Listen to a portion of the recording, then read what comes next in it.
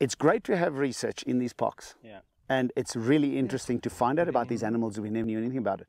We just got to be very strict about the research we do must have an element of improving the life of that animal. It mustn't be just an academic approach as to it's interesting to know. Yeah. It must also have an element where the animal is benefiting it. Therefore, it must have some way that could make that species live a little more naturally and somehow find that, it helps us curb poaching, etc.